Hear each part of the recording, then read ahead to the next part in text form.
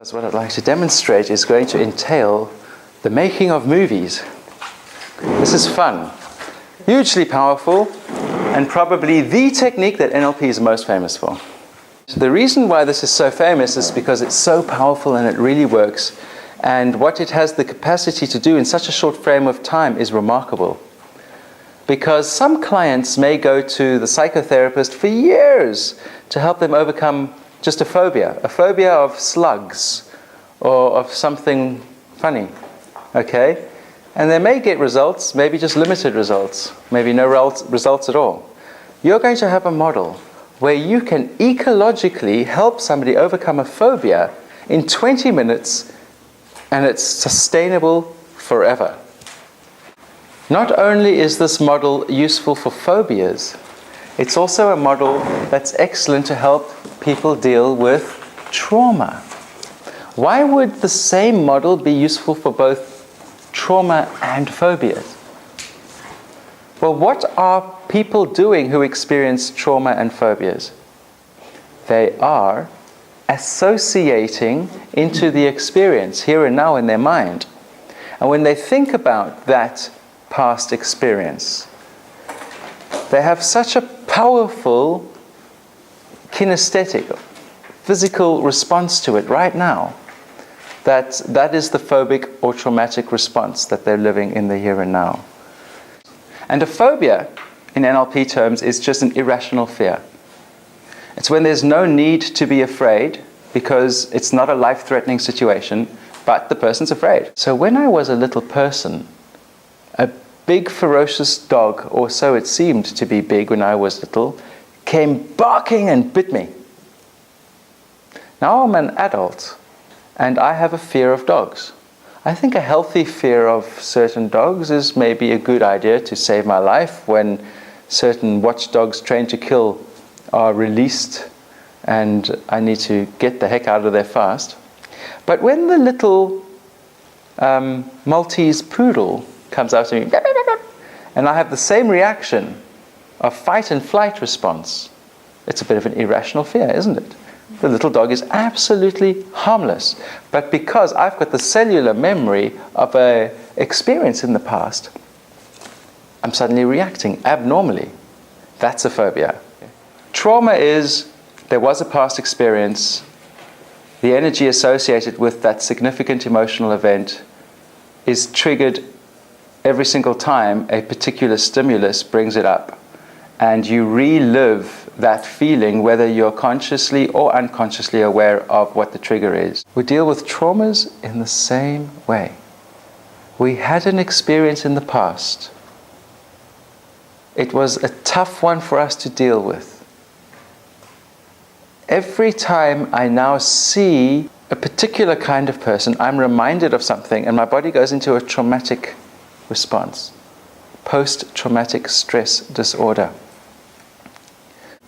What this model does is it retrains your neurology. It takes you back to that first significant event where you had an experience that is causing you trouble in present time. And it teaches your unconscious mind that it's okay, first of all. You got through it, you survived, and you grew up to tell the story. With trauma, we need to be very careful. We need to have excellent calibration skills. As a practitioner, I will suggest be careful, probably don't.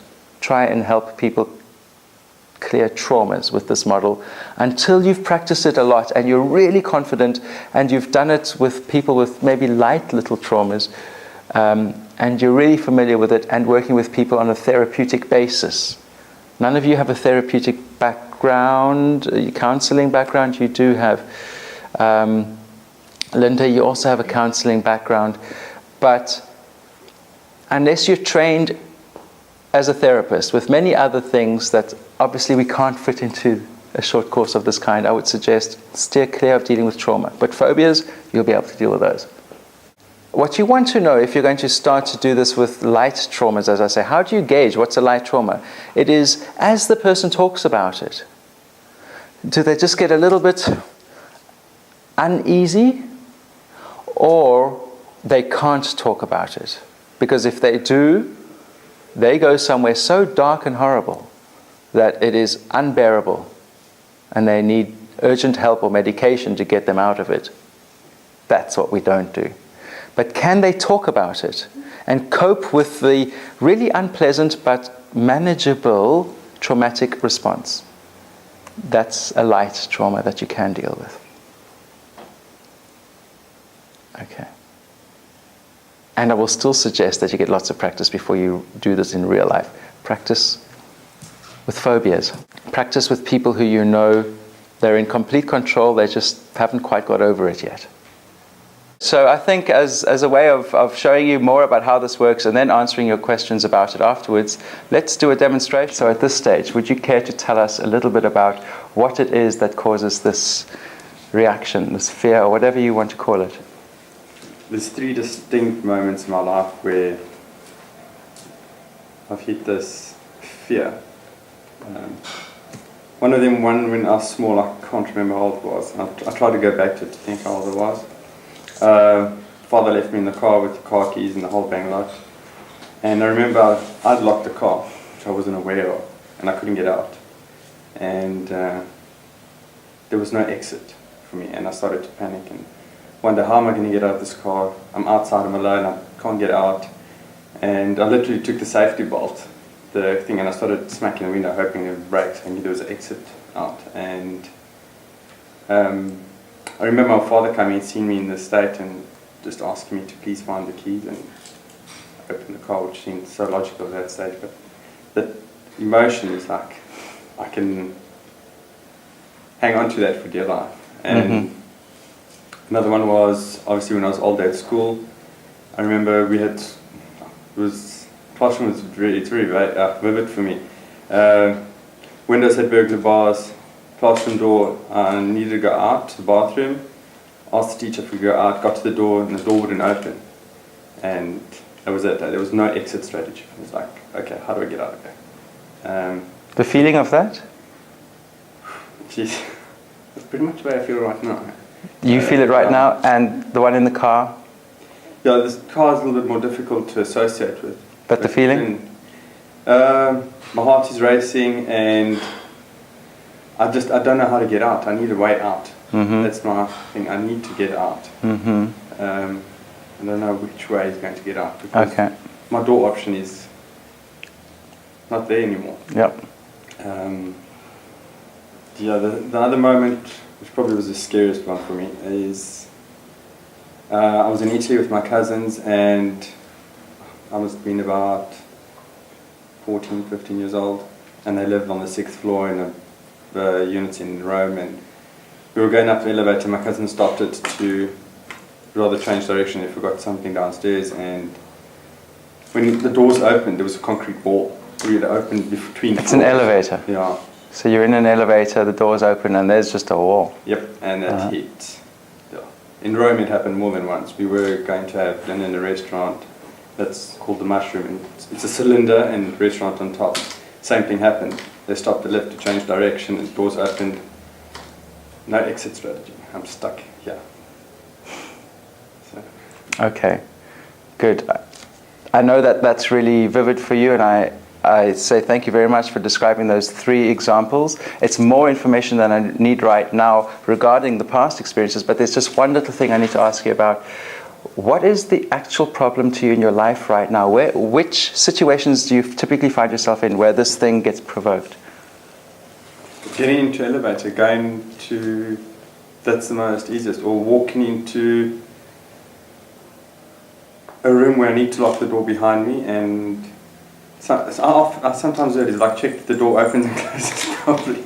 Okay. Just to make sure that if I do close it, I can open it at my ease and get out again. Did you do that here at Riverside Estates? Yes, just make sure the door unlocks again, so there is an escape route, escape strategy, as you say. Okay. And is the problem regarding the lifts the getting into of the lift, or only once the door's closed? Only once the door's closed. You're absolutely fine to enter the lift? Well, when I get in initially, my reaction is like, is there a way out? So I usually try and avoid getting in, because I really see myself in the lift. If there's steps, would you take them rather? Yes. Okay. No. Within reason. Not Oh quite no, clear. I've done some strange things. You find the fireman's pole if there's one. I wouldn't find. I actually book hotels like that. Funnily enough. This determines how you go on holiday? Yeah. Ah. I'll actually find the holiday and make sure that I've booked me like first or second floor and not higher up. And I've done it. And I've done it without anybody trying not to make it obvious. Okay. Yeah. So this has a pervasive effect throughout your life if you really think about it that way. It does, yeah. Jeepers creepers. So are you ready to have a life-changing experience? I'd love to. Okay. Because you know what? Thank you so much. Just leave all of that stuff. Those emotions are useful information. So we welcome them because they tell us about where we get to make changes that are relevant and important. So I'd like to thank you for being brave enough to talk about that, especially in this kind of a situation, and get in touch with those feelings so that now you can just leave them. And you know, sometimes I use this old wiper blade across the windscreen of your mind just to neutralize that. And sometimes we need to do things even more radical. So I'd like you to imagine whatever you need to imagine. That could just be the imagination of diving into that swimming pool and feeling the ice cold water and coming out safely on the other side and doing whatever you like to do in your mind so that you go to a safe space when you feel completely safe. As a matter of fact, there's one thing I'd like to ask you about. Is there a safe place for you, a space, an area, whatever it might be, where you like to go just mentally, or maybe it's a place you actually physically go to that you can think about now, where you just feel really comfortable, good, every kind of potential maybe it's an open space, maybe it's indoors, whatever it is, but everything you need to know and have and do and be is just the way you like it. Does something come to mind? Yeah, I remember lying on the beach in Mauritius. On the beach in Mauritius. Okay, it's an awesome feeling to be lying on the beach in Mauritius when you can just, on holiday. That's it. Okay, and there's something about just lying on the beach in Mauritius that is unique to just the Mauritian beach, isn't it? That's right. And as you're there having this experience, just lying there on the sand, on a deck chair, on a deck chair, umbrella overhead? Yes. Is it a reeded umbrella or a Reeded umbrella. There you go. Sound of water, wind, people. People, the ocean. Awesome. The smell. That nice salty. No other sort of cocktail in hand. Oh no. Just All right. absorbing the sun. Absorbing the sun, taking it all in on your deck chair at the Mauritian beach, having that salty, awesome, relaxed type experience, which is like the experience you can have as you're here right now. And I'd like to know, would it be okay if I could, for example, place one finger just on the top of your hand like that? Would that be okay? Yeah. Cool. Because that's all I'd like to do right now. Is I'd just like you to imagine you are there, having that Mauritian experience on the deck chair, on the beach, enjoying the view, the scenery, the smells, that feeling of being on holiday as you are now, having this right here, safe, comfortable experience. And that's what that means. Okay. So each time I touch you there, you can just feel as safe and as comfortable as you like to be. Good stuff. So, we're going to do something now. And this involves a bit of creative visualization. But you don't have to be good at visualizing to be able to do it, because any way you do this is fine. All we're going to do is go to the movies. And I'm going to ask you to imagine that up there on that back wall, if you can imagine, those are scenes of a movie, but what's on those is gone. It can just be blank because you get to create a movie up there. But you're not going to watch the movie from here. You're going to watch the movie from the projection booth up there that is beaming the light onto the screen. That's what you're going to get to do. And you're going to watch a movie up on that screen, which will be something that I'm going to prompt you to create. But you get to watch it from far away. So far away that you can actually, as we're sitting here, imagine how many rows of seats there are between us and that screen up there. You can be right at the back of the cinema. And you know what? It's one of those cinemas that doesn't even have a back. It's completely open. All right? Completely open. There isn't even a door that you need to go out. It's an open air theatre. Should we do it that way? That's great. Sort of an open air type of place. But what we've got is all these rows of seats and the screen all the way over there. What you do right now is just imagine that you can kind of project yourself into the projection booth. That's right. So that you're looking down on the back of your head, watching you watching the movie screen. So that you're looking at the back of your own head, watching yourself watching the movie. You're looking at the back of your own head, watching yourself watching the movie. Safe here. And what I'd like you to do right now is watch yourself watching the movie up there of the first scene at the beginning of that first moment, the first time you felt that feeling which you described to me. And does a particular scene come to mind? It might have been one of those that you've just explained to me, or it might be something that goes even further back in time. Go with the first one that comes to mind right now. There's one there. Just sort of freeze the frame at the beginning of that movie.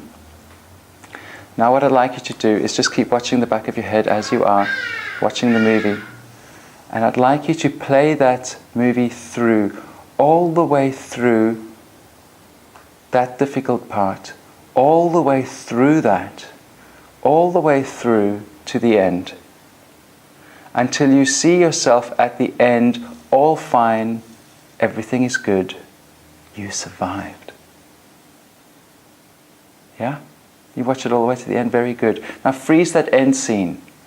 You're back in a comfortable state, watching the back of your head, watching the movie, at that end scene, completely safe, completely okay, and you know you're okay, and you know you survived, and it's fine.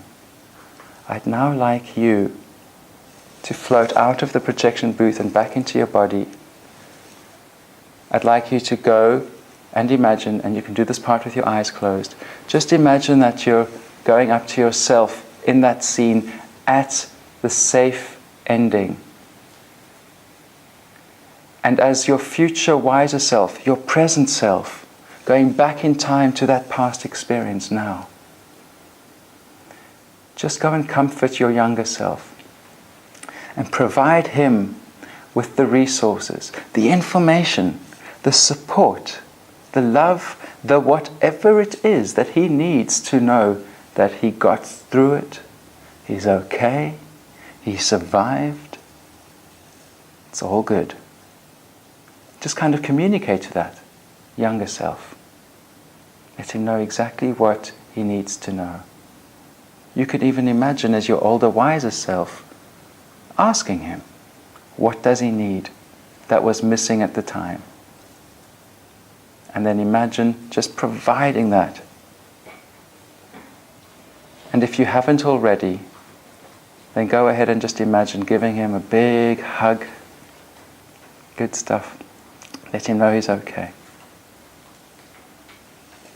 And when you're done with that, come all the way back here. Cool. And how are you doing? Good. Yeah? That wasn't too difficult. No. Quick. You did it very well, actually. Well done. We're almost done. So here's all we're going to do now is,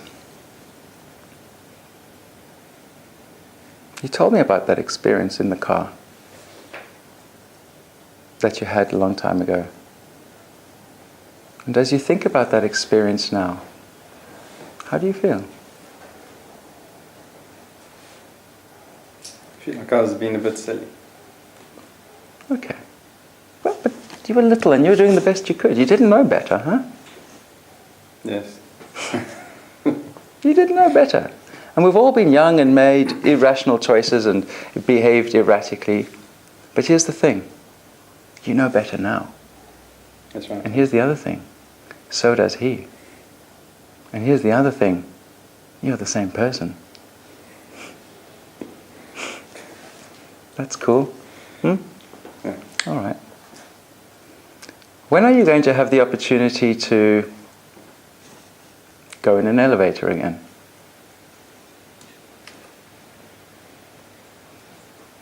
Probably when I go see one of my clients. Okay. And there's a particular building that comes to mind where the elevator is that you'd be going into? No, I can't picture the building at the moment. No. Is there one that you can picture where you're likely to go in an elevator? Even in Pretoria? When you're back home, or? Yeah, no, somewhere else we go on holiday, yeah. Okay. If you imagine going into that elevator right now and the doors close, what happens? Nothing. The elevator's going up to your room. That's fine. Yeah. Elevator's going up to your room. You're still in it. How are you feeling? Is this an uplifting experience for you? Very strange. And the doors open as they do, and you go back into your room. Okay. Now, they give you the wrong room. And it's quite a small little room. And you go inside, close the door behind you, and you enter the room. What do you do next?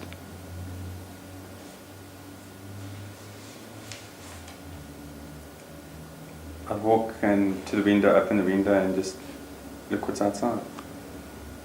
It's a little bit different from what you've done before. That's a bit interesting, isn't it? Yes. Huh. Do you think for now, until you get to actually go and have that experience, you're done? Or would you like to go back to the movies and have a bit of that kind of...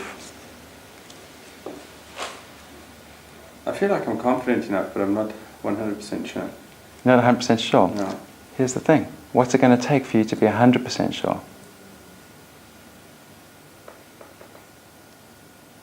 To be more confident when I walk into that. To feel more confident? Yeah, more confident. When you're walking into the elevator? Elevator or the room. All right. How do you think you could feel more confident walking into that elevator?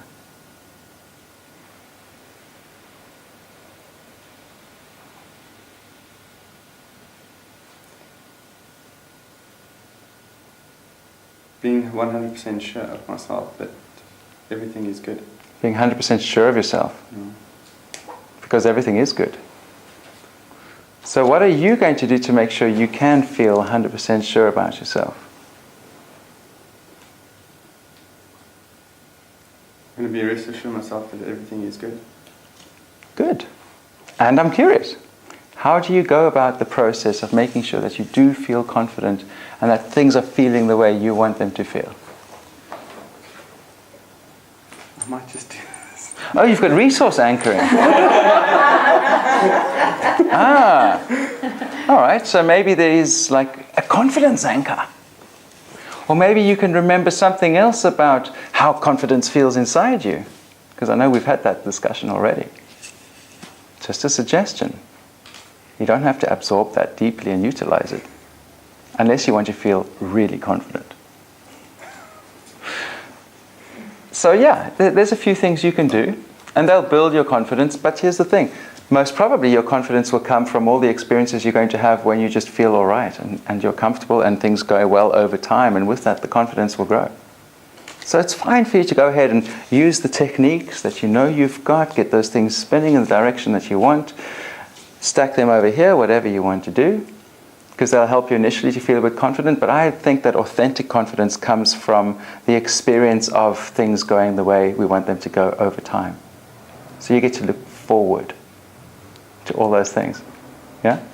Is the elevator nearby? Well, you can decide. All right. Now are you feeling a bit more confident about your ability Yes, I am. to help yourself to feel confident to go and have uplifting experiences? Yes, I am. Okay. Are you done? Yes. You sure? Oh, really, Siobhan? Is that all there is to it? Yeah, that's all there is to it. And you mean to say that's going to get rid of phobias? Mm-hmm. I've seen it happen over and over again. We've had somebody with a fear of heights be our demo subject. He couldn't even go to the second story and look over a balcony, and down there, loft, where you're staying, he went right up there. He couldn't do it before, and he leaned right over the balustrade and looked down, and he was fine before he was wetting his pants. Okay? It works fast. You can test it straight away.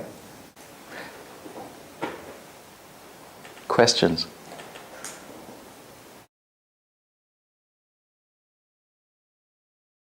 And where did you put this anchor? Is it just your finger? You told us? One on the bangle. Yeah. That's the safety here and now. Two, pointing up to I want the client looking up. Why? We make pictures when we're in visual, looking up. Mm-hmm. Look up on the screen over there. Mm-hmm. Now I want you to imagine that you're floating up there into the booth. Mm-hmm. The reason why these are relevant are mainly in case my client associates. What is it useful for? Double dissociation. A double dissociation. And the reason why double dissociation is useful is because it makes the unbearable bearable.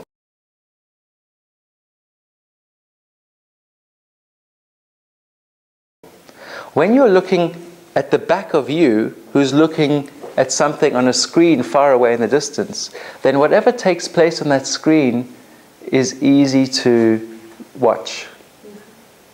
Where in the past, the inclination of my client, before they came to me for the trauma or phobia, they were associated. To have a phobia or trauma, you must be associated. And when they're associated, especially with trauma, they're having the full kinesthetic reaction right now. And in that experience, you cannot be objective, and therefore you cannot dream of healing the root cause and integrating resource and stuff because you're in it, having it. So dissociation would be just seeing it up there. That may be good enough, might be, but for safety's sake, we double dissociate. So they're not even looking at the screen. The screen's in peripheral vision. They're looking at the back of their heads. Them over there is looking at the screen, and it makes it from here easy to do and safe to do. Okay. And then I release it and they go up to it at the end of it, after the scenario that was the difficult part.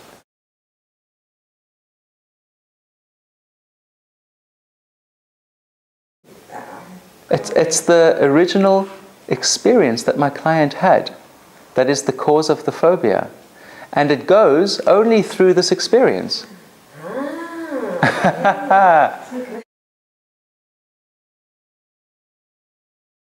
At the beginning of that cause, the beginning of the situation, whether it literally happened or it's just a metaphoric representation of something, doesn't matter to me. The unconscious mind knows it's got to bring up what's relevant for this healing process.